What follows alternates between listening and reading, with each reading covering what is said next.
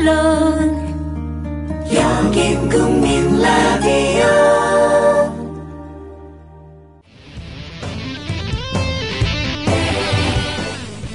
네, 청취자 여러분들 안녕하십니까?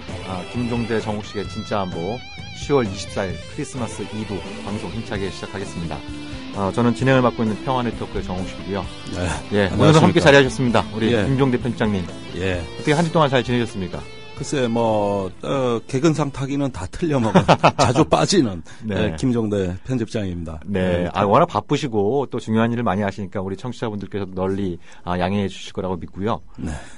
지난주에 우리 임태훈 소장님이 나와서 잠깐 말씀도 하셨습니다만 최근에 두 분이 같이 책을 내셨어요? 네, 같이 병영문화혁신위원회 활동을 4개월 정도 했고요. 네. 그러다 보니까 자주 보게 되고 그래서 너무 이번 사건에 대해서 이례적으로 이렇게 또 잊혀지는 사건이 되지 않기 위해서는 네. 우리가 이걸 좀 정리를 하자. 네.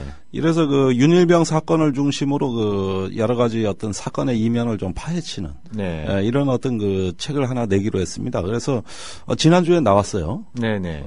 제목이 그 청년은 왜 군대에서 돌아오지 못했나? 그렇습니다. 예, 그 청년은 왜 군대에서 돌아오지 못했나?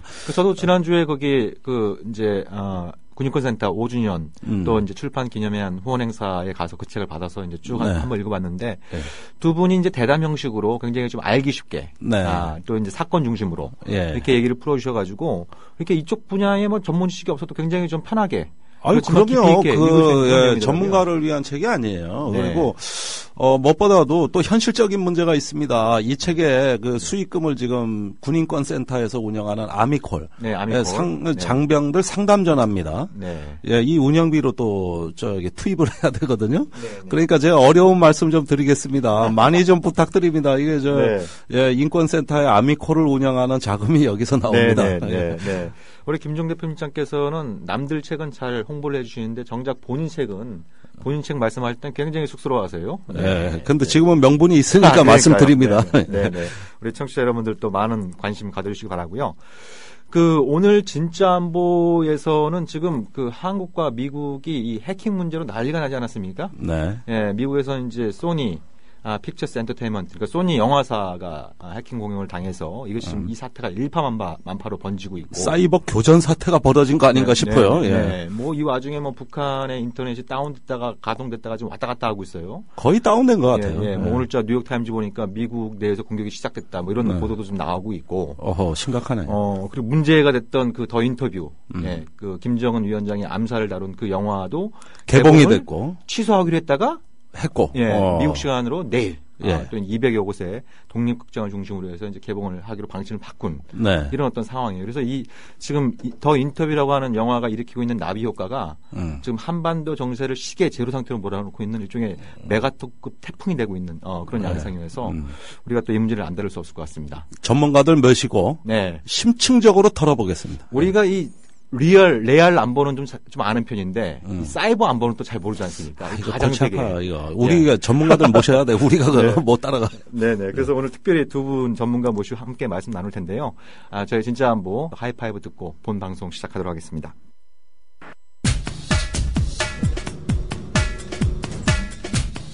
안녕하세요. 주간브리핑 하이파이브의 김민지입니다. 먼저 첫 번째 소식입니다.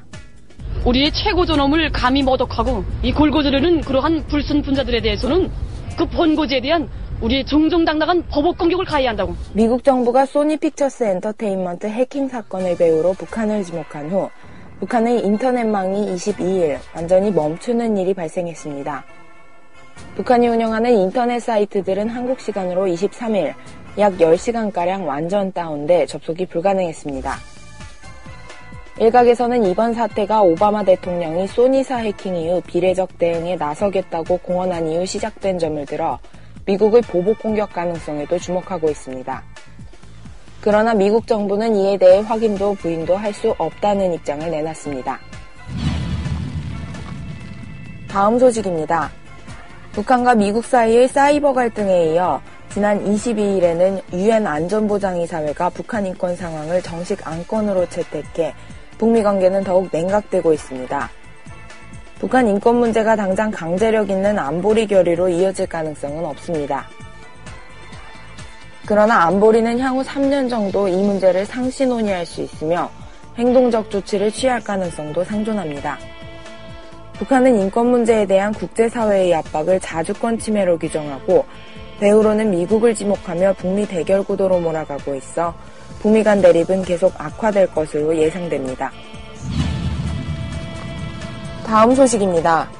블라디미르 푸틴 러시아 대통령이 내년 5월 모스크바에서 열리는 2차 대전 승전 기념 70주년 행사에 박근혜 대통령과 김정은 제1비서를 초청했습니다. 이 행사에는 버락 오바마 미국 대통령도 함께 초대됐습니다. 해당 초청장은 이미 몇 달 전에 여러 나라에 함께 발송된 것으로 알려졌습니다. 청와대도 이 같은 사실을 확인했으나 실제 방문 여부에 대해서는 검토 중이라고 밝혔습니다. 북한의 경우 역대 지도자들이 다자 행사에 참석한 적이 없기 때문에 가능성을 낮게 보는 의견도 있으나 푸틴 대통령의 외교 담당 보좌관은 북한의 초기 반응은 참석할 계획이 있다는 것이었다고 밝히기도 했습니다. 마지막 소식입니다.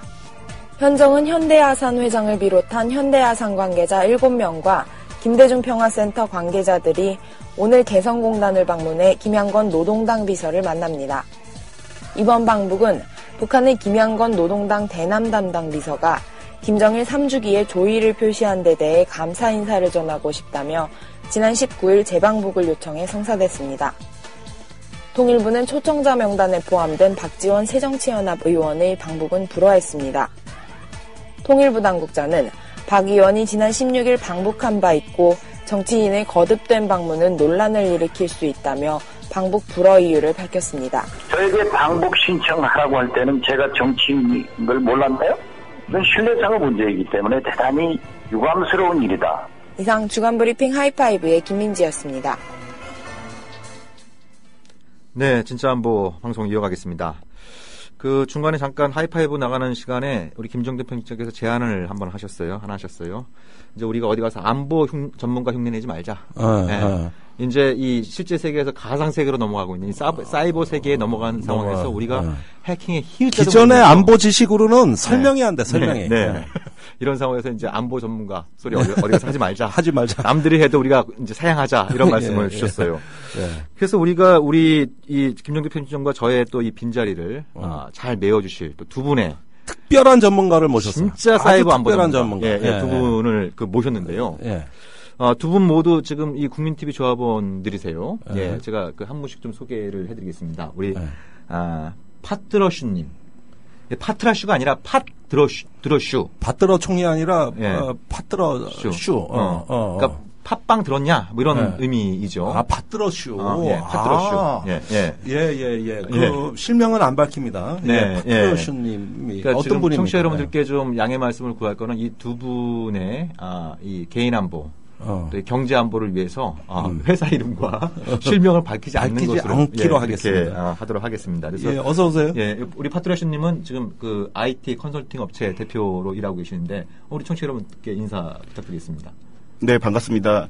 진짜 안보를 먼저 듣기만 하다가 직접 참여를 해서 너무 좀 영광이고 오늘 같은 크리스마스 이브날 방송을 하게 돼서 좀 영광입니다. 이거 반갑습니다. 제가 급하게 부탁 말씀드렸는데 이렇게 흔쾌히 또 수락해 주시고 우리 또 파트러슈님이 또 나 혼자는 안 된다.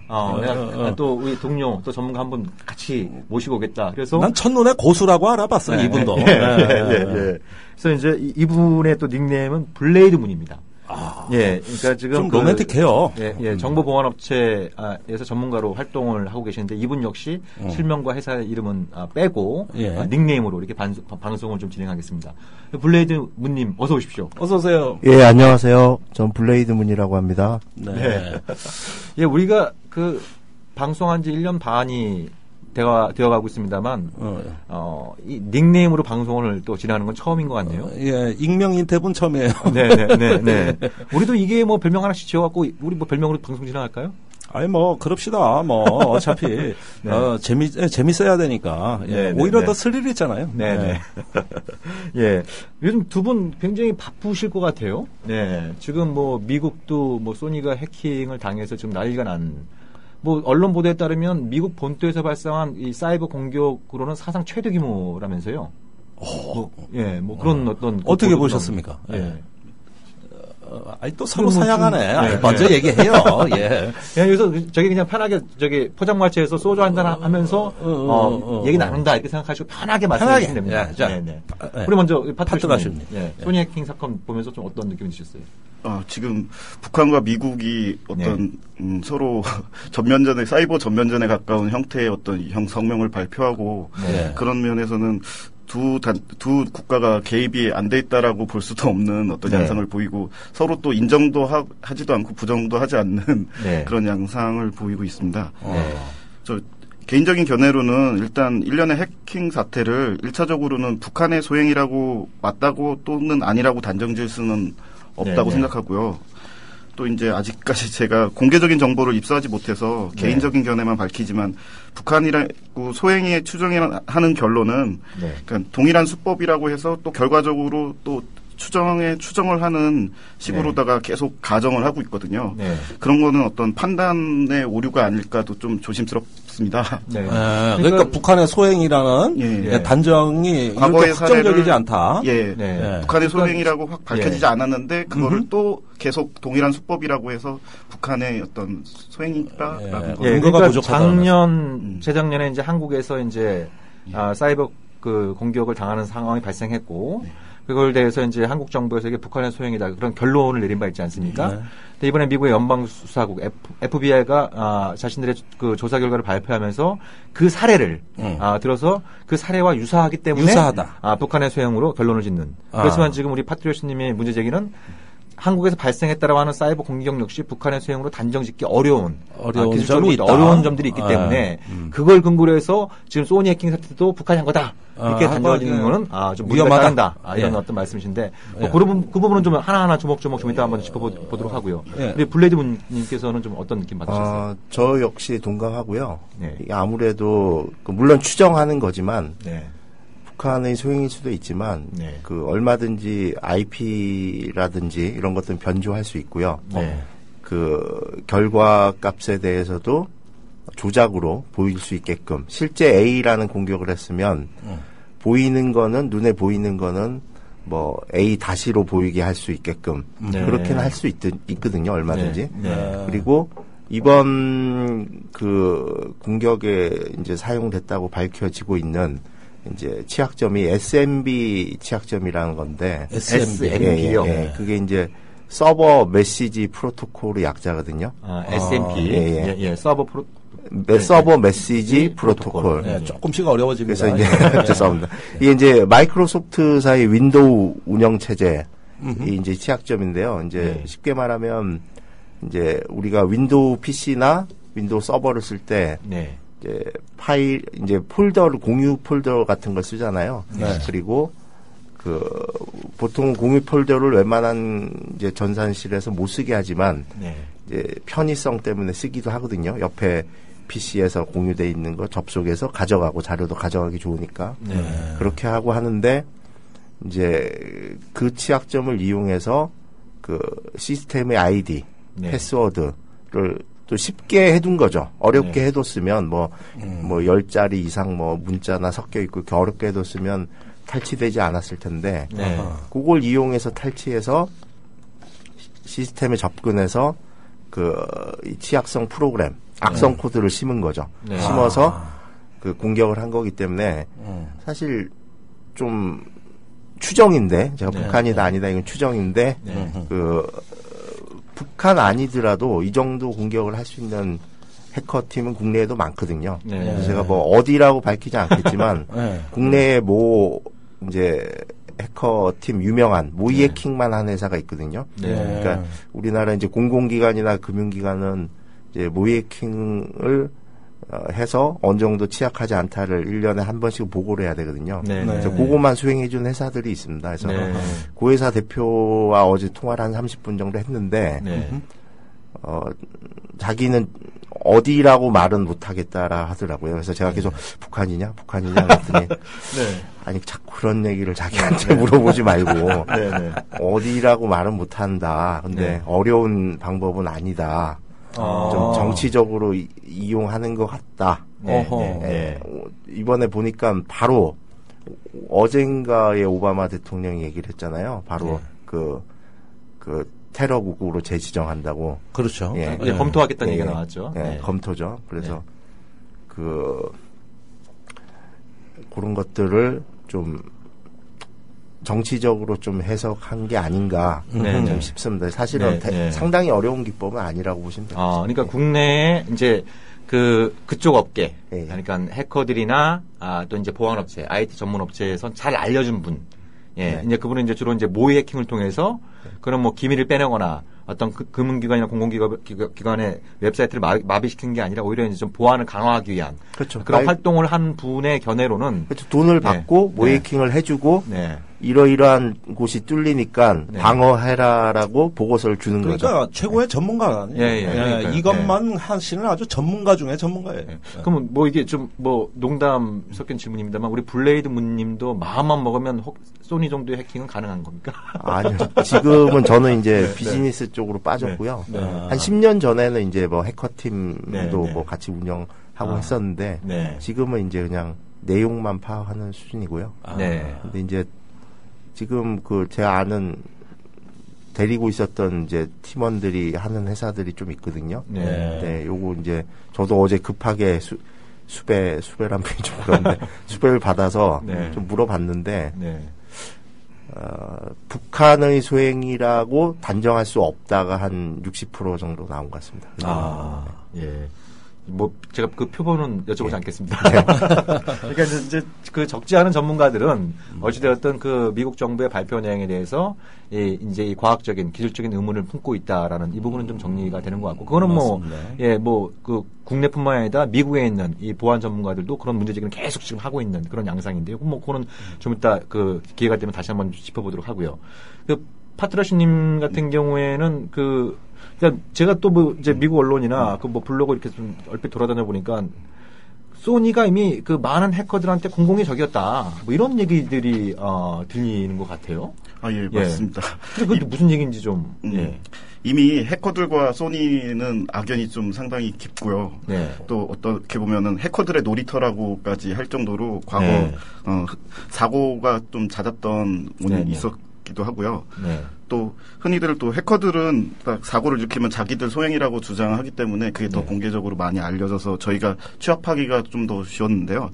과거에 2001년도에 그 유명한 콘솔 게임 플레이스테이션에 대한 네트워크에 대해서 북미 지역에 해킹 사고가 일어났을 때만 해도 자기네들의 어떤 주장은 그러니까 돈만 벌 줄 알고 이용자들에게는 하는 것도 하나도 없다라는 어떤 단체의 주장을 심으면서 2011년에 7,700만 명의 개인 정보를 유출했던 사고가 가끔 있었고 그게 소니에서 발생한 겁니까? 소니 엔터테인먼트와 관련된 서비스를 제공하고 있습니다. 그리고 뭐 그 올 초인가요? 작년 말인가요? 또 뭐 소니 엔터테인먼트에서 좀 그 직원들을 대량 또 해고한 사태도 있었다면서요? 맞습니다. 올해 지난 1월에 기술을 담당하고 있던 직원들 몇 명을 해고했었는데요. 또 이번에 어떤 공격한 일당들이 어떤 망가뜨린 기계 설비의 위치나 또 어떤 데이터에 대한 정보가 유출되었다는 점에서 어떤 소니의 사회적인 명성을 떨어뜨리기 위한 어떤 일종의 행위가 아니었나 또 너무 회사 내부의 IT 구조를 훤하게 알고 있었던 그 사례를 비춰봐서는 내부의 어떤 조력 혹은 해고된 원한 관계가 아닌가 좀 싶습니다. 그럴 가능성도 있다. 개연성이 있다. 그러니까 지금 국내 언론은 거의 보도가 안 됐습니다만 이제 소니가 11월 24일 날 그 해킹 공격을 당하지 않았습니까?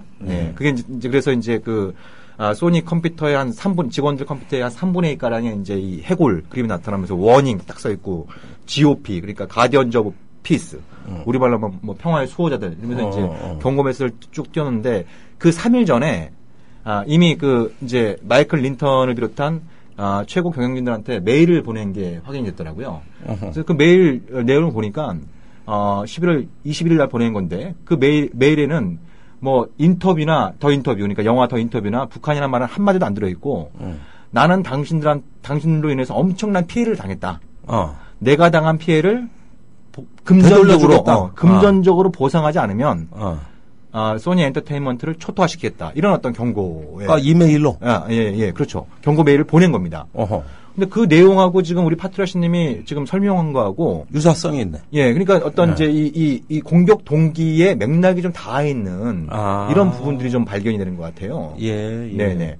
그래서 그러니까 지금 이게 국내 언론에서 참 이런 얘기들이 좀 안 나오고 있는데, 그러니까 이미 이제 소니 해킹이 발생했을 때 외국의 많은 보안 전문가들은 이것이 지금 말씀하신 것처럼 소니의 원한을 갖고 있는 그 해고된 직원들, 그 다음에 해외에 이제 그 해커들, 이들이 결탁해서 소니를 공격했을 가능성이 상당히 높다. 이런 어떤 그 진단들을 좀 내놓았었거든요. 예. 블레이든 분님은 또 그 관련해서 좀 들은 말씀이 또 있을 것 같은데요. 이제 전 한 3일 정도 전에 그 모의 해킹하는 팀 쪽에 이제 커뮤니티가 있는데요. 이제 어떤 사장님이 의미심장한 글을 올렸더라고요. 같은 업자끼리 크리스마스 땐 좀 쉽시다. 좀 이렇게 짧게 올렸어요. 근데 그 의미가 이제 여러 가지를 내포하는 것 같거든요. 사실 제가 이 부분은 좀 말실수하면 안 되기 때문에 그 정도까지만 설명을 드려야 될 것 같습니다. 좀. 그러니까 뭔가 이 동네 분위기는 좀 이렇게 야리꾸리해. 뭔가 묘해. 문법이 아주. 사실은 이제 뭐 청부 해킹 같은 것들도 많거든요. 실제로 우리나라에도. 그래서 제가 한 14년 전에 있었던 어떤 이제 코스닥 등록업체는 그 당시에 이제 안철수 연구소 다음에 코스닥을 등록한 회사인데요. 보안업체 중에. 지금은 아마 망해서 찾아봐도 없을 것 같은데. 대주주가 횡령을 해가지고. 근데 이제 그 회사 같은 경우도 사실은 그 예전에 그 포항공대랑 카이스트랑 그 해킹 전쟁에서 이제 포항공대 서버를 카이스트 해커들이 밀었었거든요. 이제 소설책도 나왔었는데 사과전쟁이라고. 제목이 어떻게 사과전쟁. 사과전쟁. 왜 사과전쟁인가요? 왜 사과란 말이 들어간 거예요? 아무래도 사과를 좀 해야 돼서. 죄송합니다. 이런 설렁한. 좋았습니다. 너무 경직된 것 같아서. 그래서 그 친구들이 나와서 창업한 회사인데 제가 이제 같이 합류를 해서 이제 했었는데요. 그때도 얘기 들어보면 제가 이제 해커팀을 그때 이제 리딩을 했거든요. 그 회사에서. 근데 그때도 들어보면 그 친구들이 이제 그런 문제가 발생했었잖아요. 학교를 밀고 했을 때. 그때 이제 국정원에서 한 6개월 정도 잡혀서 시키는 걸 엄청 많이 했었더라고요. 이거 뚫어라, 저거 뚫고 뭐 저기 뭐 심어라. 이런 좀 국정원이 나오네. 또.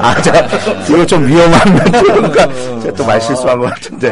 포항공대 서버를 밀었는데 이 사람들을 그 체포해갖고 벌을 준 게 아니고 거기서 일을 시킨 거군요. 네, 국정원에서 좀 일을 해서 그 경험이 더 좋아져서 제품까지 만들게 된 보안 제품까지 창업을 하게 된 케이스죠. 그래서 뭐 계속 국정원에서 일을 시키려고 그랬는데 그냥 창업하겠다 그래서 그렇게 된 친구들도 있었고요.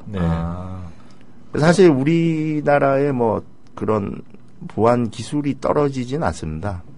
떨어지진 않는데 아무래도 좀 대접을 제대로 못 받고 그러니까 실제로 잘하는 친구들이 양성화돼야 되는데요.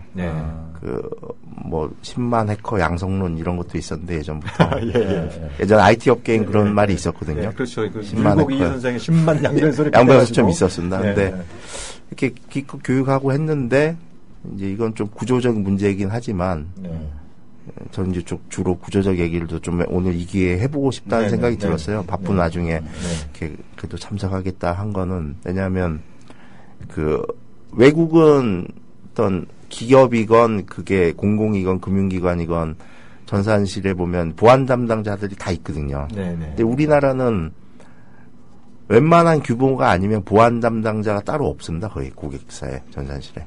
그러니까 그렇습니까? 예를 들자면 그냥 MS 윈도우 소프트웨어 까는 사람이 방화벽도 관리하고 막 다 그렇게 하는 거거든요. 그런 식으로 IT 강국이라고 말은 하지만 제가 볼 때는 인터넷만 좀 빠르고 폰파리들만 좀 돈 벌고 이런 나라지 절대 IT 강국이 아니다. 제가 보기에는 그런 것들이 너무 시스템이 안 돼 있어요. 그래서 이따 한수원도 참 이따가 제가 야, 괜히 저기까지 밝혔네. 블랙드문 이메일을 그걸 쓰니까 혹시라도 이거 방송 많이 들으면 안 될 텐데. 있다고 왜 사고 났는지 제가 정확히 알거든요. 네. 그런 것도 어떤 인재에 가까워요, 사실은. 인재. 네, 확인해 본 결과. 한수원 해킹의 사고 원인을 정확히 알고 계신다.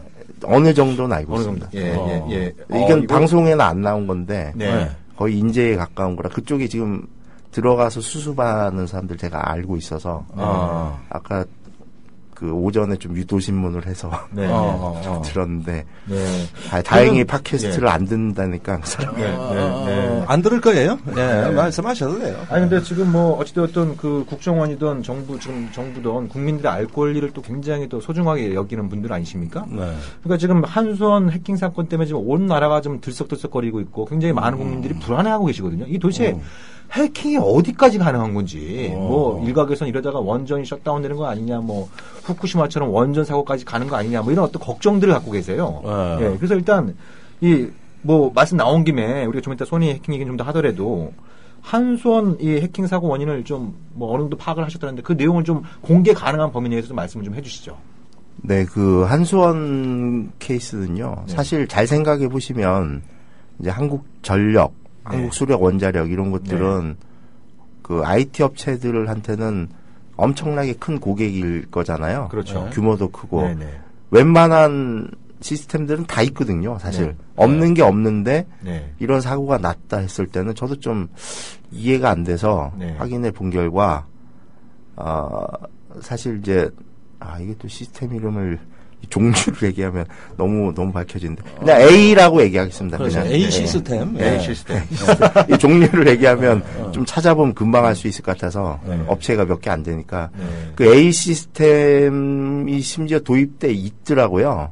확인해 봤는데 근데 그 시스템이 도입돼 있는데 그게 이제 PC용이 있고, 에이전트를 PC에 설치할 수 있는 게 있고, 서버에 설치하는 게 있고, 도면만 따로 관리하는 서버에 설치할 수 있는 게 있는데, PC에 설치하는 시스템만 일단은 도입이 돼 있나 봐요. 그래서 내가 그렇다면, 이 서버나 도면 관리 시스템에 접근해서 가져간 거냐?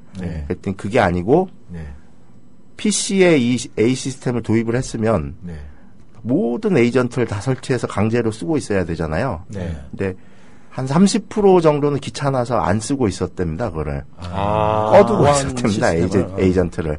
원래는 강제로 그걸 도입해서 쓰고 있었어야 되는 건데 그래서 그러니까 누구는 쓰고 누구는 안 쓰고 그렇죠. 이랬다는 거죠. 그러니까 귀찮아서 에이전트를 없애버린 거죠. 그럼 그 말은 그 문서가 그 에이전트 그 A 시스템이 설치되어 있는 PC에서는 모두 암호화가 되어 있기 때문에 갖고 나가봤자 쓸모가 없는데 복호화하는 키가 없기 때문에 그러니까 그 자동차를 훔쳐도 열쇠가 없는 케이스죠. 없기 때문에 의미가 없는 거거든요. 근데 문제는 그게 PC에 설치가 돼 있으면 불편할 거예요, 사용이. 마음대로 그거를 그 문서를 외부에 유출을 하지도 못하고 유출한 로그가 다 남아요, 실제로 한수원은. 그래서 내부자가 유출을 하고 이러는 게 아니거든요. 왜냐하면 로그가 다 남기 때문에 그렇게 되면 그리고 보내줘봤자 본 사람이 이렇게 깨져서 나온다, 뭐 키읔 이런 식으로 갸갸갸 복화 키가 없기 때문에 깨져서 나오거든요. 이제 그런 것들을 그 업체에서 지금 무려 그 업체에서 그걸 설치해준 업체가 직원이 예를 들면 200명이면 무려 30명이 지금 들어가 있대요. 지난주부터. 그 수습하러. 수습하느라고. 그래서 자기네들은 죄가 없지 않냐 얘기해도 니네가 다 책임져. 뭐 이런 식으로 나오나 봐요. 또 갑질이 나오는구나. 예, 갑질을 하는 거죠. 그래서 아니 다 알려주고 그렇게 하라고 했는데 갈 때마다 그랬대요. 유지보수하러 갈 때마다 매월. 예, 그렇게 하시면 안 된다. 설치해서 써야 된다. 그런데도 그럼에도 불구하고 뭐 그렇게 안 쓰시고 그랬던 거죠. 그러면 잠정적으로는 그 PC에서 유출이 된 겁니다. 그러니까 A 시스템이 설치되지 않은 PC 한 30%가량 되는 PC에서 거기서 이제 동거죠. 정보들이 나왔다. 나왔을 가능성이 이제 문제는 크게 두 가지죠. 이제 일단 이것도 추정입니다. 완전 확실한 답은 아니고 한 70%의 추정인데 어찌됐건 그렇게 하더라도 접속을 했어야 되잖아요. 외부에서. 그러니까 네트워크 쪽도 뚫린 거죠. 일단.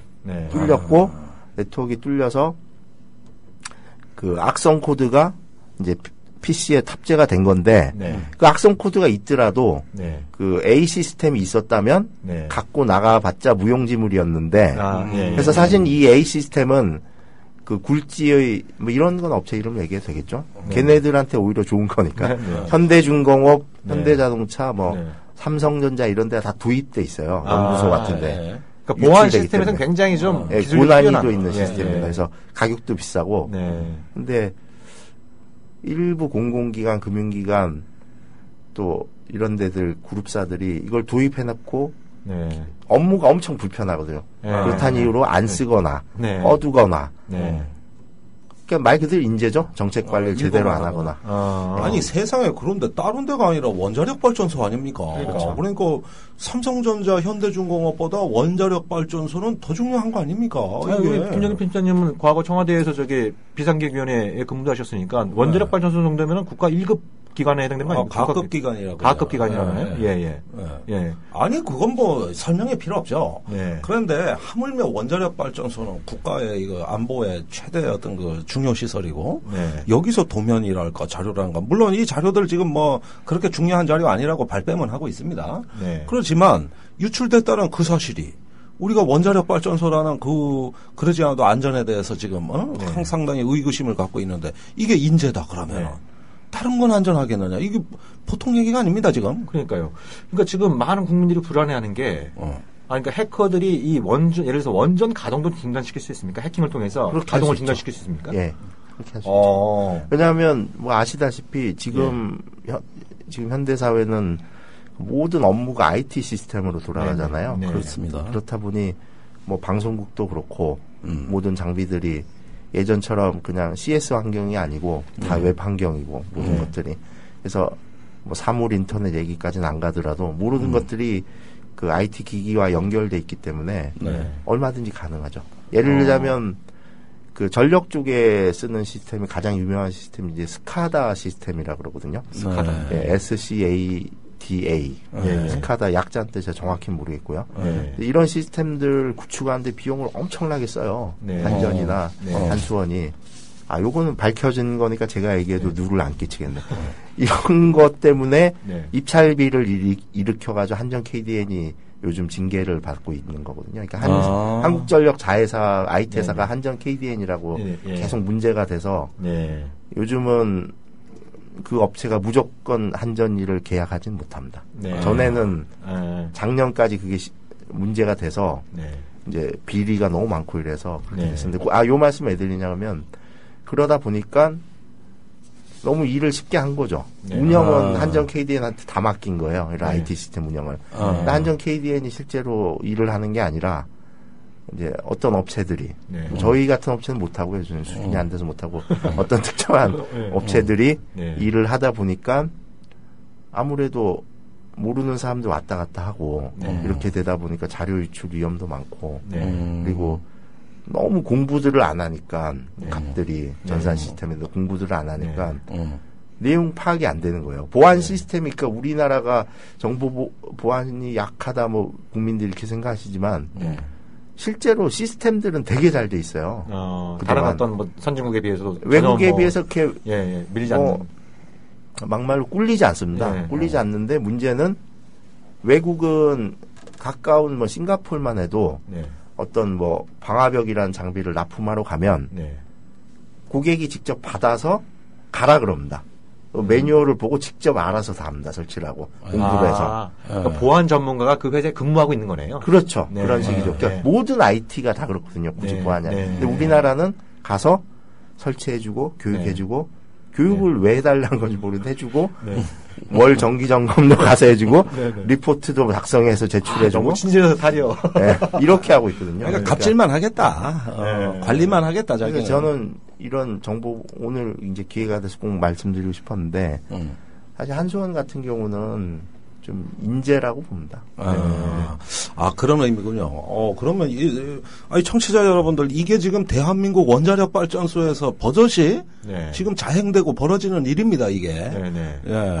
앞으로 그나마 이인만에서 망정이지 더 치명적일 수도 있었다는 말씀 아니십니까? 이게? 지금 현재 진행형이지 않습니까? 진행형이고 네. 이제 좀 네. 걱정이 되는 게 네. 이제 원래는 12월 25일 크리스마스 때 네. 한수원은 더 공격을 하겠다고 언급을 했었거든요. 언론에 나와 있는 게 지금 내일이네요. 그러니까. 그렇죠. 네. 근데 이제 그 다른 전문가들이나 제 생각도 그런데 그게 약간 기만 행위인 것 같기도 하거든요. 네, 그러니까 네. 크리스마스 때 집중적으로 대비하게 해놓고 네.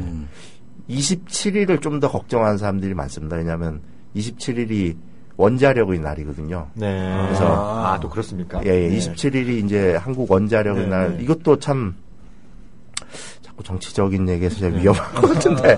괜찮아요. 예, 그 원자력의 날인데요. 네. 그 한국 원자력 날은 그 모 대통령이 원전을 수출해서 너무 기분이 좋아서 네. 선정한 날입니다. 2009년인가부터. 우리 각하께서. 어쩐지 좀 생소한 날이었다. 그것도만 이게 이제 알 수가 없죠. 웬만한 원전 수출을 걸렸다. 본인 또 직접 가서 또 뭐 저기 그래서 지정을 하셔서 저도 그래서 달력을 보니까 있더라고요, 실제로. 그걸 기념해서 만든 날이야. 나 참다. 그거 돈도 못 벌은 계약인데 그거 이명 계약한 거 아닙니까 그거? 그러니까요. 각하는 참 대단하신 것 같습니다. 네네. 각하는 대단하셔. 각하의 공로를 또 우리가 또 있어서는 안 되는 날이네요. 또. 그렇죠. 그때 UAE의 원자로 그거 팔러가면서 UAE 왕세자한테 그랬잖아요. 일본이 그때 후쿠시마 때문에 난리 났을 때 아닙니까? 그렇죠. 네. 한국 원자로가 일본 원자로보다 안전해요. 네. 이렇게 얘기했는데, 저기 지금 몇만 명 피해가 발생하고 있는데 그게 외국 가서 할 얘기입니까, 솔직히.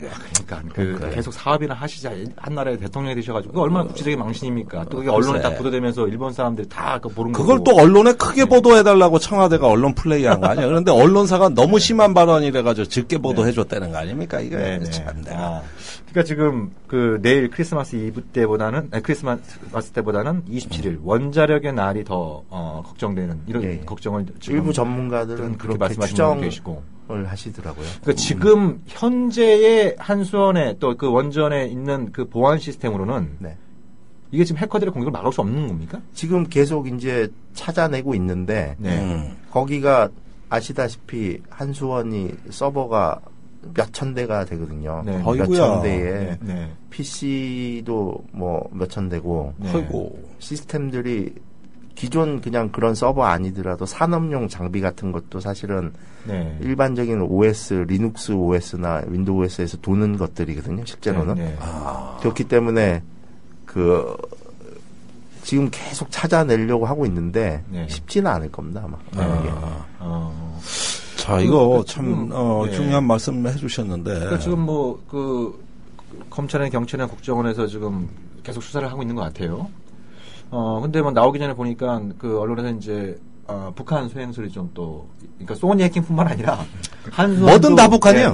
북한 얘기가 좀 솔솔 나오고 있어요. 그래서 그 근거의 하나로 중국 선양에서 IP 주소가 사용된 것으로 발견이 됐는데 선양이라고 한다면 그 북한의 정찰 총국 요원들이 파견되어 있기 때문에 이 정찰 북한의 정찰 총국의 소행이 아니냐 뭐 이런 식의 또 이제 추측성 보도들이 나오고 있는데 중국 선양에서 그 IP 주소를 통해서 한수원을 공격한 것과 이게 지금 북한의 소행이라는 것과 이게 어떤 좀 이렇게 기술적으로 좀 연관고리를 우리가 찾을 수 있는 건가요? 아니면 좀 지나친 그 비약인 건가요? 어떻게 보십니까? 뭐 아까 뭐 파트러슈님도 말씀하셨지만 제가 보기에도 그건 단정 짓기는 어렵고요. 그럴 수도 있긴 있는데 아직까지 그 한수원 내에서도 분석이 끝나지는 않았거든요. 완벽하게. 그런데 로고를 분석하는 중인 것 같은데 얼마든지 아까 말씀드렸지만 IP라든지 공격 내용 패턴이라든지 이런 거는 눈에 보이는 건 위변조할 수 있거든요.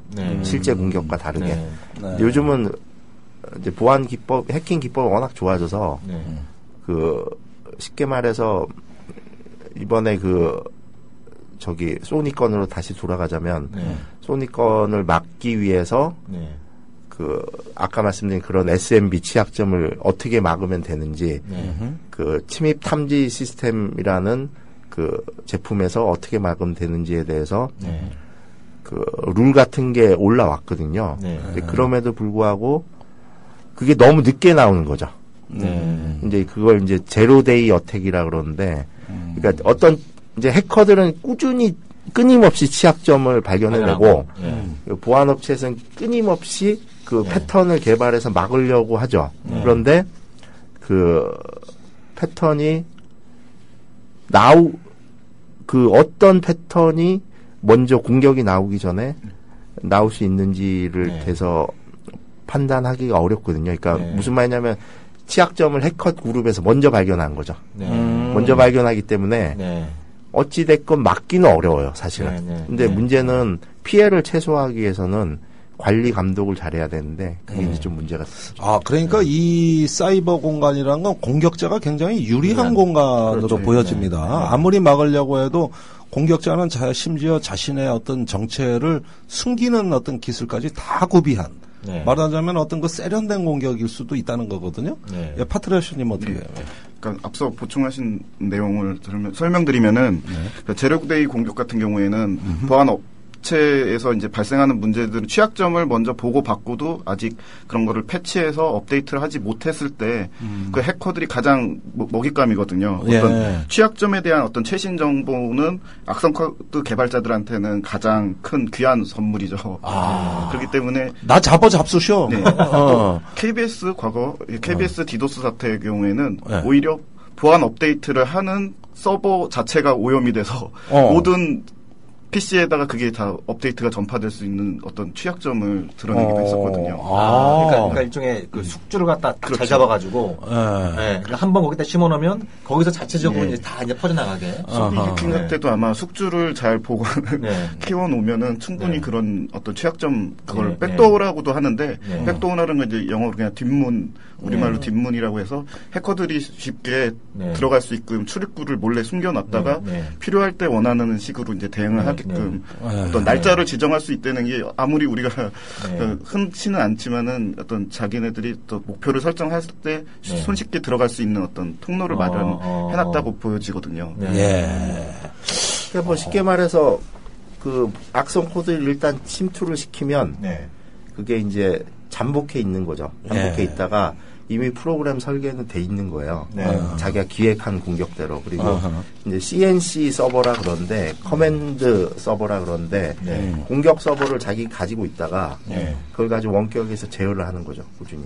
이런 것들은 그 바이러스 백신으로 꼭 해결할 수 있는 것들은 아니거든요. 백신 같은 경우는 패턴이 알려지면 업데이트를 하는 거기 때문에 그렇죠. 사전 방어는 쉽지는 않습니다. 실제로 그렇군요. 그러면 저번 지방선거 때 그 새누리당 일부 인사들이 그 박원순 후보 홈페이지하고 선관위 그 홈페이지를 마비시켰지 않습니까? 이런 건 상당히 아마추어적이네. 그 걸리는 거 보면 그죠? 디도스 그거. 그래서 새누리당 수준도 알고 보니 별거 아니네 이 말씀 들어보니까. 그러면은 그래도 이 질문은 다시 한번 드려야 되는데 파트라슈님은 그 소니 사태가 북한의 소행으로 보기에 좀 의문이 된다고 보시는 근거를 어떤 것인지 다시 한 번만 여쭙고 싶습니다. 제가 이거 추정이고요. 일단 북한의 해킹 소행이라고 단정하기에는 좀 대외 개방적으로 좀 세련된 면이 있었고요. 너무 세련됐다. 여러 이제 GOP 그러니까 그 평화의 수호자들이 한 방식이 좀 세련됐다. 그렇죠. 정확한 북한에 비하면 여러 매체를 통해서 드러난 어떤 GOP의 활동은 좀 유창한 영어, 미국식 영어를 또 구사하기도 하고요. 또 근데 잠시만요. 그러니까 그 자기가 GOP 회원이라고 밝힌 사람이 주장한 사람이 미국 언론 한 기자한테 그 트윗으로 그런 메시지를 보냈어요. 우리는 그럼 뭐 북한 이런 뭐 이렇게 한두 나라한테 조종받는 해커들이 아니다. 뭐 미국, 영국, 프랑스 이런 어떤 선진 국가들의 저명한 인사들이 모인 국제 조직이다. 이렇게 이제 주장을 했거든요. 그런 어떤 좀 이렇게 이 글로벌한 차원에서 이렇게 좀 연결돼서 활동하고 있는 이 국제 해커 집단들도 많이 있나요? 어떻습니까? 네, 있습니다. 아니 그러니까 말씀 계속해 보세요. 그래서 되게 언론 매체까지 인터뷰를 하는 식으로 좀 대범한 활동을 보이기도 하거든요. 근데 보통 이제 해커들의 유형이 한 두 가지 정도가 되거든요. 하나는 이제 금전적인 목표가 있어가지고 해커들은 그런 경우에는 어떤 국제 관계의 어떤 첩보를 노리면서 딱 자기를 드러내지 않고 활동하는 게 일단 일반적이기도 하고요. 이익을 얻기 위한 목적이니까. 또 하나들은 핵티비스트라고 해서 파괴를 목적으로 자기의 어떤 좀 과시나 우월감 뭐 그런 거를 이제 성취한 걸 보여주기 위해서. 해커 중에 핵티비스트가 따로 있습니까? 그런 좀 성향을 갖고 있는 vandalism이라고. 예, 그렇죠. 예. 그래서 좀 굉장히 좀 시끄럽게 사건을 막 포장해서 막 떠들고 그러거든요. 그런데 이제 최근에는 이 두 가지 영역이 조금 막 이렇게 경계가 흐트러지고 있어가지고 좀 어떤 한 현상 가지고만으로는 딱 그 정확하게 나머지를 유추하기는 좀 힘들지만 좀 개인적인 의견이지만 하여튼 소니 사태는 국가까지 배후로 있어 보이지는 않고요. 차라리 개인 원한이나 좀 복수에 가깝다고 좀 추정이 듭니다. 그러니까 지금 FBI가 발표한 게 크게 세 가지지 않습니까? 그러니까 제가 간략하게 말씀을 드리면 첫 번째는 그러니까 데이터 삭제 멜웨어. 멜웨어가 이제 그 멀리셔스 소프트웨어의 약자죠. 되게 어렵네. 그러니까 악성 소프트웨어. 이거 이제 줄임말인데 이게 분석 해본 결과 북한이 사용한 것과 유사하다. 유사하다. 그러니까 여기서 키워드는 멜웨어, 악성 소프트웨어가 키워드가 되고 두 번째는 이번에 그 소니 해킹이 공격된 IP 주소가 북한과 연관된 IP 주소와 많이 겹친다. 여기서 키워드는 IP 주소입니다. IP 주소. 그리고 세 번째는 작년에 한국에 가해진 320 사이버 공격과 그 수법이 유사하다. 그때도 유사하다. 이제 북한의 소행으로 발표하지 않았습니까? 그래서 여기서 키워드는 320 사이버 공격입니다. 그래서 좀 하나하나씩 좀 이렇게 간단하게 짚어주시면 어떨까 싶은데요. 우선 일반 사건의 경우에 현실에서는 어떤 DNA나 지문 또 범행 수법, 필체 같은 걸로다가 동일범을 추정할 수가 있잖아요. 그렇죠. 그런데 저희 사이버 세계에서는 그러니까 프로그램의 소스 코드까지도 다 복제를 해서 쓸 수가 있기 때문에 또 여러 명이 또 나눠서 쓸 수도 있고. 그렇기 때문에 북한이 과거에 썼다고 하더라도 복사해버려 똑같이 사용됐다 그래서 그걸 북한의 소행으로 반드시 그렇다라고는 할 수는 없다가 일단 또 그러고 또 일단 보안 업체 같은 경우도 경쟁적이기도 하고 또 비즈니스 관계가 있기 때문에 어떤 문제가 생겼을 때 예를 들어서 북한이란 카드를 쓰면은 결과적으로 이제 범인을 잡기 힘든 상황에서 북한을 범인으로 지목하면은 딱 자백하지 않는 이상은 누구도 사실 여부를 확인하기엔 좀 어려운 거를 있지 않을까 좀 싶습니다. 그러니까 범죄는 내가 하고 북한 네가 좀 뒤집어 써줘. 이 양상이 이 흐름이 굉장히 재밌습니다. 이게 굉장히 재밌는 게 뭐냐면 아까 제가 말씀드린 것처럼 11월 21일 날 처음 이 GOP가 소니사한테 메일을 보냈을 때는 북한이나 그 영화 인터뷰 얘기는 단 한마디도 없는 쉽게 말하면 돈 주지 않으면 때려 부시겠다 이런 협박이었거든요. 근데 그 이제 이 평화의 수호자들 그러니까 GOP라고 주장하는 사람들이 북한이나 영화 인터뷰를 언급하기 시작한 시점이 12월 4일부터입니다. 12월 이제 제가 확인한 바에 따르면 12월 4일부터인데 그 전에 어떤 일이 있었냐면 12월 24일 날 소니가 해킹 공격 당하니까 일부에서 저 북한이 한 거 아니야? 왜냐면 북한이 그 영화 더 인터뷰가 상영되면 보복하겠다.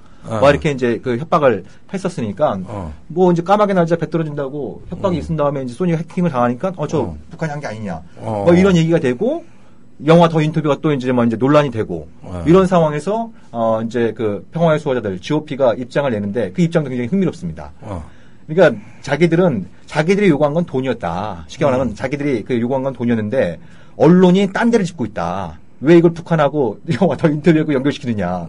그래서 자기들이 그 내용을 보니까 이 더 인터뷰라고 하는 영화가 지역 평화와 이 세계의 안전을 굉장히 위협하기 때문에 이 영화를 막는 것도 자기들의 목적이 되어버렸다 이렇게 되는 거예요. 그러니까 처음에는 이 영화에 대해서는 아무 생각이 없었다가 자기들이 해킹한 걸 북한이 했다는 언론 보도가 나오니까 그게 더 영화 인터뷰가 연결되고 그 인터뷰 내용을 갖다가 자기들이 보니까 이거는 세계 평화를 추구하는 자기들의 철학과 맞지 않아서 이 소니사가 평화를 해치면서 돈을 벌려고 하는 소니사의 탐욕과 맞서서 싸우겠다. 그때부터 이제 인터뷰 얘기가 불거진 겁니다. 아니 그러면 역으로 생각할 수도 있는 거죠. 북한이 소니사를 손 좀 한번 봐야겠는데 이거를 본인이 그 정치적으로 이걸 공격했다고 하면 부담이 되니까 마치 돈을 요구하는 업자인 것처럼 그래가지고 또 위장 공격, 위장 여론을 만들어낸 다음에 더 디펜 인터뷰는 나중에 부각되도록. 네. 이것도 전술일 수 있는 거 아니에요? 북한 입장에서. 사이버 세계에서 불가능한 일이 어디 있겠습니까? 파트라슈님 더 하실 얘기죠. 아마 수사의 혼선을 좀 빚고 또 자기네들도 어떤 그런 활동을 숨기기 위해서 또 성동격서식으로 그런 활동을 하기도 하거든요. 그래서 사실 요번에도 100테라바이트라는 어마어마한 데이터가 외부에 그 소니 엔터테인먼트사에서 유출이 돼서 영화 같은 게 공개됐는데 100테라바이트면 도대체 어느 정도 되는 거예요? 뭐 영화 그 엄청나게 많은 하드디스크에 뭐 100개 정도의 분량이 온라인에서 유출이 됐다고 보여요. 어마어마한. 근데 흥미로운 건 뭐냐면 그 해커들이 소니사를 해킹해서 영화를 미개봉된 영화들을 갖다 유출시키지 않았습니까? 거기엔 또 인터뷰는 손 안 댔어요. 그 인터뷰 상영 저지가 목적이었으면 그거를 상영하지 말라라고 처음부터 요구를 했고 뭐 그게 안 됐을 경우에 인터뷰를 빼내는 게 아니 그거는 그 인터뷰를 빼내면은 그거를 보여줘야 되는데 인터뷰는 보여줄 수 없잖아. 다른 건 보여줘서 망하게 하는데 더 인터뷰의 경우에는 못 보게 하는 게 목적이니까 그거는 빼고 이럴 수도 있는 거 아니야. 몰라. 내가 어떻게 하는 거야. 저기 좀 쉬었다가 하겠습니다. 네네. 잠시 쉬었다가 2부 계속 이어가겠습니다. 예.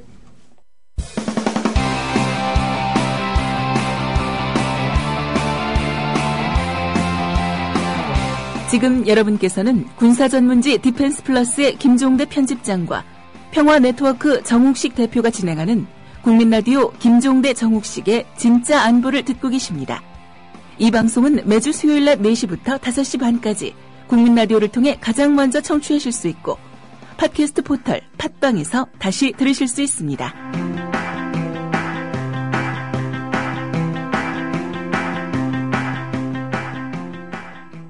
네, 진짜 한번 계속 이어가겠습니다. 좀 내용은 좀 어렵습니다만 굉장히 재밌습니다. 예. 난 재밌는데? 예. 우리 김종대 편집장께서 1년 반 동안 방송한 중에 가장 재밌다고. 나 제일 들을만해요. 역시 잘 모르는 분야. 이 말씀 듣는 게 참 재밌는 것 같아요. 예. 자, 우리하고 다른 세상에 사시는 분들 같아, 이분들은. 그런데 아까 이제 얘기 중에서 우리가 지금 이 문제에 흥미를 갖는 거는 모든 문제가 발생하면 다 북한 탓이다. 이렇게 함으로써 관리자들의 책임은 점점 더 줄어든단 말이죠. 자, 그러는 현상 자체가 다음에 또 관리 부실을 예고하는 겁니다. 그러니까 북한 탓으로 돌리면 돌릴수록 자기 자신은 더 허약해지는 이런 어떤 그 상황인데 이건 또 정치적으로 이용해 먹기 좋은 때마침 북한이 등장하니까 앞뒤가 탁탁 맞아 떨어져요. 그러는 와중에 우리 원자력 발전소와 이 금융기관 같은 국가의 핵심 시설과 기관들은 과연 어땠는가? 그렇게 북한이 무섭다면 잘 대비하면 될 거 아닙니까? 그런데 실상이 어떠냐 이게 실상이. 두 분 같은 경우는 이제 일선 현장에서 그걸 띄고 계시니까 이런 어떤 그 국내 기업들이나 공기업이든 뭐 사기업이든 금융기관이든 이런 업체들의 좀 뭐 이 보안 그 실태 어떻습니까? 어떤 상황인가요? 일례로 지금 검찰에서 과거에 발표했던 그 농협 해킹 전산망 사건 그런 경우를 예를 들어도 발표 내용을 보면은 되게 허술하기 짝이 없었어요. 그 보안을 담당하는 관리자가 그 최저가 입찰로다 낙찰이 된 외부 아웃소싱 업체를 다니면서 일개 바이러스 무료 백신 프로그램으로도 치료할 수 있는 바이러스를 자기 노트북에다가 개인적으로 소지하고 있다가 그거를 자연스럽게 그 농협 정산망에 들어가서 작업을 하고 그렇게 드나들면서 그 숙주가 돼서 그게 다 퍼져나가가지고 그런 뭐 공격 사건이 발생하기도 하고 또 그래서 그러니까 그 직원이 이제 위험을 스스로가 방치를 했죠. 그러니까 개인 PC용 그냥 이렇게 뭐 무료로 다운받을 수 있는 백신 그 정도의 해결할 그 정도밖에 안 되는 보안 시설을 갖고 있는 노트북을 갖고 와서 농협에 있는 서버하고 연결하는 순간 그게 숙주가 되었고 이제 바이러스가 쭉 퍼지게 되는. 그거조차도 7개월 동안 설치를 안 하고 그냥 썼던 거죠. 백신을 깔면 PC가 느려지거든요. 그렇죠. 그래서 저도 잘 안 해요. 컴퓨터도 좋은 거 꼭 설치하셔야 됩니다. 업데이트 하시고. 아유 그러면은 그래놓고 북한 탓이야 이러면은 해피하잖아. 그러니까요. 그렇잖아요. 아니 그 집을 지켜달라고 경호원을 딱 고용을 해서 유지를 하고 있는데 딱 집이 털리고 나서도 도둑의 소행이라고만 막 주장하고 어떤 그 대비태세에 대한 책임 같은 거에 대해서는 무게를 두고 있지 않거든요. 발표를 봐도 이후에 뭐 어떤 맨날 언제까지 흔적도 안 남기는 북한의 해킹 기술에만 당하고 있는 건가 아닌가 좀 IT 강국에 일컫는 나라의 관련 업체. 그러니까 최근 몇 년 사이에 그렇습니다. 뭐 기억에 남는 것만 해도 굉장히 뭐 굵직굵직한 사이버 공격 혹은 사이버 테러 사건들이 있었는데 우리 그 블레이드 문님께서 이제 일선 현장에서 이 관련된 일을 쭉 하시니까 그런 어떤 좀 사이버 공격 이후에 그 해당 업체들 혹은 뭐 이제 다른 업체들 이런 데서 좀 이렇게 보안에 좀 신경 쓰고 이런 것들이 좀 눈에 잘 보입니까? 어떻습니까? 이제 좀 처음에는 좀 하는 척 하다가 하는 척 하다가 미봉책으로 좀 끝나는 경우가 많죠. 아직까지는. 아직까지. 예, 좀 그런 게 있고 특히 이제 문제가 이제 예를 들자면 지금 공공 쪽에 지자체들이 좀 문제가 심각한 게 지자체들이 이제 노무현 전 대통령 시절까지만 해도 그 전산 보안 쪽에 투자를 많이 했었거든요. 근데 그게 지금 뭐 지자체가 어려워서 급여도 못 주는 경우도 있기도 하지만 이제 어떤 대통령이 이제 강 파는 작업 하느라 우리 각하 작업하느라 예산을 다 전용을 했어요. 지자체 예산을. 근데 이제 이해가 안 간 게 동작구청 전산 예산을 왜 전용하는지 모르겠거든요. 가파른데요? 낙동강 사업하는데. 서울시 동작구청에 있는 그 예산을 전산 예산을 강바닥 파는 대로. 그런데 전용하고 뭐 그때 고객한테도 제가 들은 얘기지만 필요한 거 뭐 있냐 그래서 꼭 필요하냐 그런 거. 사고 나면 하면 되잖아. 몸으로 때워. 뭐 이런 소리하고 구청장이. 사이버 공격을 몸으로 때워라? 몸으로 때우라고. 그리고 노트북 몇 대 살 돈만 빼고 다 예산 넘기라고. 심지어 그래서 5년간 되게 안 좋아졌어요. 지자체도 보안 시스템이. 그래서 이제 그런 것들이 IT를 굳이 뭐 꼭 보안 아니더라도 IT 자체 보안 포함해서 이게 참여정부까지는 그게 잘 됐었는데 보안 시스템의 투자나 이런 것도 잘 됐었는데 요즘 들어서 갈수록 좀 역시 각하야. 각하가 어디 가시겠어? 그러면은 아니 또 원래 이런 국가 보안의 어떤 컨트롤 타워라고 하면은 이제 국가정보원도 있고요. 또 정부에도 이런 보안 센터가 있는 걸로 알고 있거든요. 근데 이분들은 뭐 합니까? 이분들 댓글 다느라고 이런 거 또 소홀히 한 거 아닙니까? 그것도 각하 때부터 시작된 거 아닙니까? 이거? 좀 그런 면도 있는 것 같습니다. 사이버 사령부가 있는데 워낙에 일들이 많아서 지금 댓글을 다느라고 모든 방어를 하는데 할 수가 없죠. 저희는 할 수가 없죠. 글쎄 나도 그래가지고 사이버 사령부 그 국정원 대선 개입이 아주 화제가 됐을 때 아니 우리 아들이 내가 이제 그때 고등학교 2학년 아들한테 야 넌 뭐 할 거냐 맨날 보안 왜 공부할 거냐 그러니까 아빠 나 사이버 사령부 갈 거야. 이란. 1박 2일간 제가 설득했습니다. 1박 2일간. 설득 결과는 반쯤 성공했는데, 젊은 애들이 거기 가서 막 해커들하고 싸우고 이래는 데인 줄 알고 있더라고. 그 사이버 사령부가요. 물론 그런 거 한다고 설립된 기간 맞아요. 그런데, 거기 보면 심리전단 밑에서 댓글 작업하고 아침 회의, 저녁 회의 다 그거 점검만 하고 날 새고 날 진댄데, 그래가지고 너 거기 가면 그것도 해야 돼. 이러면니까, 안 믿어. 그러니까 각하께서 또 뭐 두 가지 큰 업종을 남기셨네요. 그 사이버 보안 관련해서 뭐 거기 사이버 보안에 필요한 돈은 강파하는 데 쓰시고 사이버 보안에 필요한 인력들은 댓글 다는 데 쓰시고 얼마나 훌륭하셔. 그리고 무슨 사고 벌어지면 북한이 있다. 이 한마디로 또 정리해 주시고 정리도 다 해주셔. 그래서 그나마 좀 기술력이 있는 곳이 이제 경찰청에 있는 사이버 테러 수사대가 좀 실력이 좀 있거든요. 그나마 그나마 거기가 국정원이나 이제 기무사나 사이버 사령보다 그 실력이 있는 게 거기가 예전에 이제 DJ 시절부터 육성을 하기 시작한 곳이거든요. 그쪽은. 그래서 제가 알기로는 그래서 댓글을 적발한 데도 거기 아닙니까? 그렇죠. 경찰청 사이버 수사대가 국정원 수사한 거 아니에요? 거기는 좀 오히려 실력 있는 분들이 좀 있으십니다. 아직도. 아주 좋은 데구나. 근데 뭐 이런 말씀은 좀 이게 안 될 것 같은데 힘이 없는 기관이니까 거기가. 그렇죠. 아무래도 정보기관의 맏형은 누가 뭐라 그래도 국가정보원이니까요. 무슨 뭐 예산이나 인력이나 권한으로 봤을 때 그 상대가 되겠습니까? 그러니까 그 저기 대선 그 정치 개입 수사도 하담한 거죠, 솔직히. 그 또 뭐 저도 궁금하고 많은 사람들이 또 궁금해하고 또 일부 언론에서 뭐 세계 3위의 사이버 전 능력을 갖고 있다라고 하는 북한의 해킹 능력은 어느 정도로 이렇게 보십니까? 아주 어려운 질문이. 뭐 저기 미국 CIA 수준이라는데?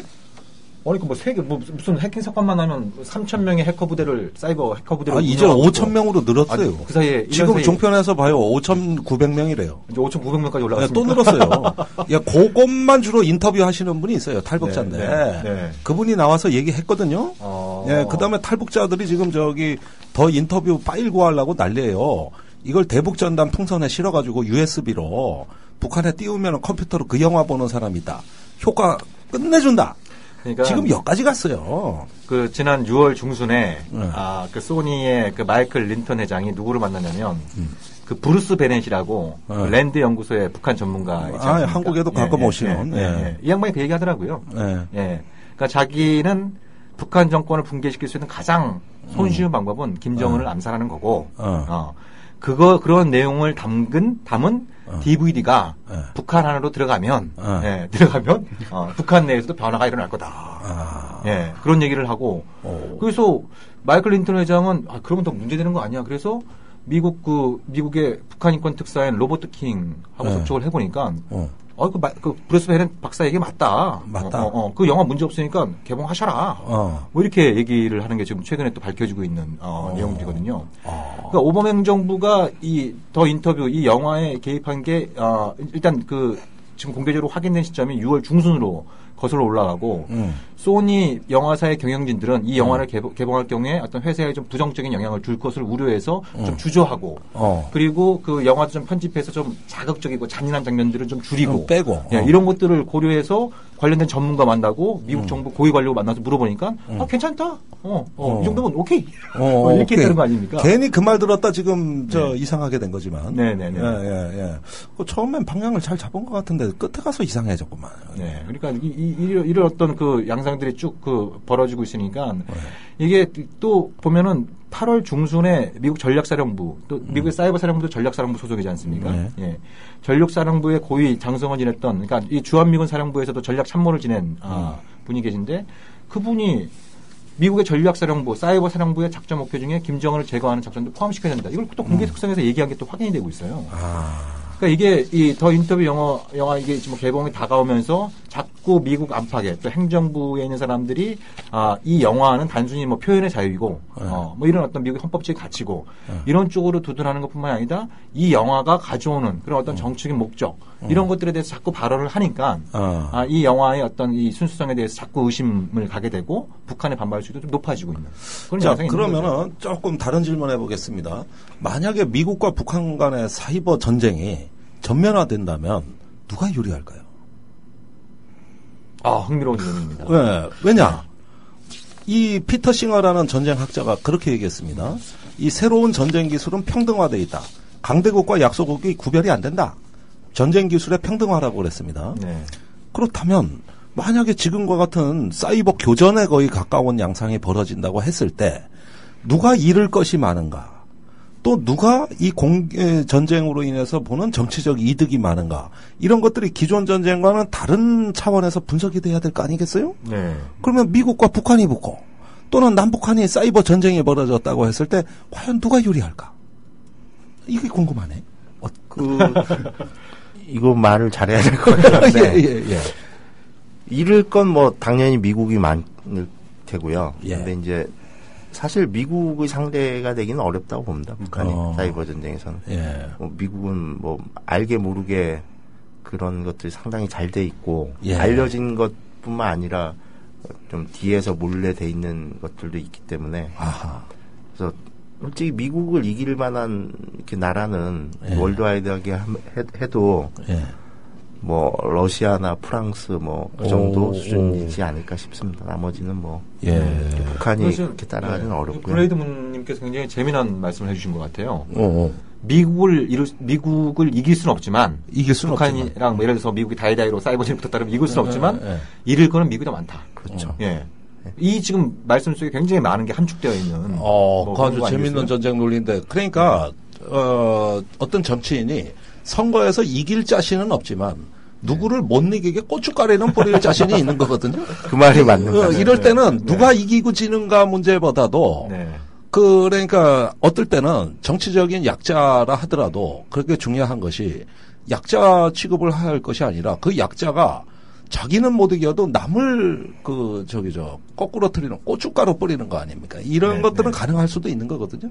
미국과 북한의 관계도 그렇게 비유해 볼 수 있는 거 아닙니까? 네, 그러면 있는 거죠. 그러니까 이번에 지금 북한의 인터넷이 됐다 안 됐다, 먹통이 됐다가 다시 풀렸다 이런 상황이 좀 반복되고 있는데 요건 좀 어떻게 보십니까? 오늘자 뉴욕타임즈에서는 미국 해커들의 공격이 시작됐다 이런 보도들도 나오던데 전문가들께서는 좀 어떻게 보고 계세요? 북한이 잃을 게 없다라고 저도 판단이 되는 거는 북한은 알려진 바에 의하면 광명이라고 하는 자체 내 인트라넷 폐쇄적인 외부와는 단절된 폐쇄망을 유지하고 있기 때문에 국제사회와는 어떤 교류나 소통이 거의 사실상 불가능하고요. 그러니까 쉽게 말하면은 북한은 자체 내 인트라넷이 있기 때문에 외부에서 인터넷 접속이 안 되더라도 북한 내부에서는 인터넷 사용이 가능한 건가요? 자기네들끼리만 망을 울타리를 친 거죠. 물리적으로 분리했던 거예요. 물론 그 가운데서도 들어갈 수 있다라고도 주장하는 게 근거는 있는 얘기긴 하지만은 일반적으로 북한 주민들은 이메일 하나 사용하는데도 아이디와 패스워드를 지정을 해줘서 사용한다는 수준처럼 굉장히 폐쇄적으로 운영을 하고 또 그렇게 제한적이기 때문에 일반인들이 그 인터넷을 대중적으로 쓰기는 불가능하고요. 또 북한이 공격에 얼마나 능한지는 몰라도 과거에도 인터넷 커뮤니티 DC 인사이드의 그냥 인터넷 회원들이 제공어도 아닌 F5 공격, 새로 고침을 계속 누르는 공격으로도 그 우리 민족끼리 사이트가 다운이 될 정도로 그 정도로 방어에도 취약하고 또 그런 인터넷 그 정보를 외부 중국에다가 서버를 유치하고 있거든요. 그만큼 북한은 공격을 받아도 잃을 게 없는 자산이라고 생각합니다. 자, 지금 보수 언론을 통해서 가장 많이 유포되는 얘기가 뭘까 판단해 보면은 그 북한의 인터넷이 마비된 뒤에 그 대한민국과 박근혜 대통령을 공격하는 인터넷 글이 확실히 줄었다. 이게 지금 보수 언론들이 하루 종일 틀어주는 주장이에요. 주로 나옵니다. 그래 어디서 그런데 정부 탈북자들 앞세워서 이 주장을 펼치는데 이게 매 시간대 지금 방송에 나가고 있어요. 그러면은 듣는 사람 입장에서 북한 맞네. 북한 인터넷이 다운되니까 대한민국 사이버의 여론 지형이 바뀌었다는 얘기 아니야. 이 얘기를 하고 계세요? 단언하건대 이제 곧 초등학교 방학이 시작됩니다. 그때 되면은 댓글의 양상이 또 달라질 겁니다. 그러네. 우리 그 초딩 중딩들의 이 댓글. 이제 학생들 방학이 시작하니까요. 물론 기하급수적으로 그 중에 일배하는 친구들도 있겠지만, 일배는 또 이제 방학 때 더 열심히 하겠죠. 또 겨울이고 그러니까 또 밖에 잘 안 나오려고 그럴 거 아니에요. 잘 안 나가려고 그러고. 실제로 여름방학보다 겨울방학 때 댓글 수가 많고 이런 것들이 좀 통계로 잡히는 게 있습니다. 조금 그런 게 있긴 있죠. 예. 원래 게임 같은 경우도 딴 얘기 아니라 온라인 게임 같은 경우도 이제 성수기가 방학 시즌인데 겨울 방학이 좀 더 성수기거든요. 추우니까 하루 종일 게임만 하겠어요. 사람은 믿고 싶은 것만 믿게 마련입니다만은 저도 사이버 공격을 이렇게 댓글을 많이 당하는 사람 중에 하나인데 악플을 끌고 다니는 악플 제조기거든요, 제가. 그런데 그 국정원 여직원 사건 터졌을 때 2012년에 기자들이 갑자기 편집장님 요즘 편집장님에 대한 악플이 많이 줄었어요. 이러더라고. 그래서 그럴 리가 있냐고 그러니까 진짜라니까요. 그러면 그때 나는 국정원이 나를 그러면 그동안에 거시기했나? 나를 디스했나? 이런 생각을 하게 된단 말입니다. 근데 그건 뭐냐면 국정원 그것도 있겠습니다만은 국정원의 행태를 추종했던 사람들도 같이 위축이 될 거 아닙니까? 말하자면 그런 원인은 잘 식별이 안 되는 거예요. 그렇죠. 그래서 한동안 악플이 없어서 저는 행복했어요. 그 뒤로 대선 개입 수사가 있고 나가지고 확실히 지금까지 악플이 적어요. 그때만 못하거든요. 네. 저도 뭐 그런 경향성을 좀 발견할 수 있었죠. 예. 네. 그러면은 지금 대한민국과 박근혜 대통령에 대한 공격이 많이 줄어들었다고 미국이 이제 그 북한의 사이버 폭격을 한 것에 대한 어떤 환호와 어떤 그 감격 일색으로 지금 사실은 거의 대한민국 보수 언론과 종편이 가고 있거든요. 네. 예, 이런 것들이 지금 이 순간에도 방송 나가고 있습니다. 네. 지금 이 순간에도. 이거 재미난 해석이네요. 예. 네. 미국이 북한 인터넷을 다운시키면서 대한민국 정부와 박근혜 대통령에 대한 인신공격성 댓글이 많이 줄었다. 네. 예, 참. 거기에다가 통진당 사건도 이제 났기 때문에 이제 대통령 지지율이 곧 올라갈 거라고 기대하는 문제 아닙니까, 솔직히? 네. 예. 많이 올라가고 있죠, 또 뭐. 많이 올라갔어요. 바닥 치고 다시 올라오고 있는 이런 어떤 추세인 것 같고. 이제 서서히 그 마무리를 해야 될 시간인 것 같은데요. 그러면 두 분의 이제 전문가들께서 보시기에, 그러니까 지금 국민들은 갈수록 불안해지는 거거든요. 불안해지는. 예. 이게 이제 뭐 남 일이 아니고 다른 나라 일이 아니고 어쩌다가 막 내 멀쩡한 개인 정보가 막 털리질 않나. 예, 뭐 지금 원자력 발전소가 뭐 어떻게 될 수도 있다. 이런 얘기들 막 들고 하니까 많이 그 불안한데 이런 이제 그 결론적으로 이런 어떤 그 사이버 공격, 이 사이버 테러에 대해서 좀 정부나 국민들 기업들이 좀 어떻게 대처를 해야 되는지. 자, 남은 말씀을 1분씩만 좀 부탁드립니다. 네. 일단은 보안의 생활화를 각자가 다 스스로가 판단해서 하다못해 뭐 제3자에게 받은 USB를 함부로 설치하거나 혹은 뭐 취약점 보안 업데이트 같은 거를 잘 하고 또 패스워드도 또 잘 관리하고 그래서 또 자체 점검을 강화해서 또 국가는 또 국가 스스로가 잘 관리를 하고 또 어떤 전반적으로 이번 경우를 인식의 변화가 중요하다라고 생각합니다. 좋습니다. 인식의 변화. 예. 잔악계나 조심. 예. 저는 뭐 아까도 얼핏 말씀드렸던 것 같은데요. 저희 이게 사실은 말로만 계속 몇 년 전부터 말로만 한다 했지만 부대원들 육성을 안 했었거든요. 그러니까 이제 댓글 부대원들 말고 진짜 해킹에 대응할 수 있는 화이트 해커라 그러거든요. 이제 우리가 그런 해커들을 대응하는 이제 화이트 해커를 좀 정부 차원에서 제대로 양성 좀 했으면 좋겠습니다. 뽑아놓고 댓글이나 달게 하지 말고 제대로 화이트 해커가 제대로 된 업무를 할 수 있도록 해서 예, 저는 저에 대한 사이버 공격 해킹을 환영합니다. 제 컴퓨터에 좋은 자료 많으니까 좀 보고 배우세요. 예, 감청도 적극적으로 하세요. 들을 내용 많아요. 예, 그럼 하려면 이런 거나 하세요. 나는 다 오픈할 테니까. 자, 우리 그 해커 여러분들, 우리 김종대 편집장님 많이 좀 공격해 주시기 바라고요. 오늘 그 방송은 이제 마칠 시간이 다 됐는데요. 두 분 좀 제가 갑작스럽게 부탁 말씀드렸는데 또 흔쾌히 수락해 주시고 또 좋은 말씀 주시고 너무 감사드립니다. 귀한 말씀 감사합니다. 예. 네네. 영광이었습니다. 네, 감사합니다. 감사드리고요. 우리 청취자 여러분들 즐거운 성탄절 보내시고 저희 진짜 안보 12월 30일 올해 마지막 방송 잘 준비해서 여러분 다시 찾아뵙도록 하겠습니다. 고맙습니다. 감사합니다. 2015년 고래 잡으러 갑시다! 2015년 해맞이 행사가 2014년 12월 31일 수요일 오후부터 이튿날 2015년 1월 1일 목요일 오전까지 주문진 앞바다가 눈앞에 펼쳐져 있는 강원도 강릉 청소년 해양수련원에서 열립니다. 서영석, 김용민의 정치토크, 정영진의 불금쇼 생방송 공개방송으로 함께하고 조합원 모두가 해돋이 장관을 함께 바라보며 한 해 희망을 기원하는 시간으로 꾸밉니다. 가족 단위의 참여를 환영하며 푸짐한 먹을거리, 어린이를 위한 특별한 시간도 약속합니다. 자세한 안내는 국민TV 홈페이지 지역협의회 모임 안내 게시판을 참고하세요.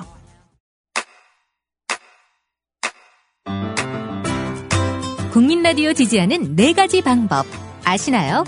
다운로드하기, 별점 주기, 댓글 달기, 구독하기. 국민라디오를 보다 많은 이들에게 전할 수 있는 가장 손쉬운 방법. 다운로드하기, 별점 주기, 댓글 달기, 구독하기. 잊지 마세요. 다운로드하기, 별점 주기, 댓글 달기, 구독하기.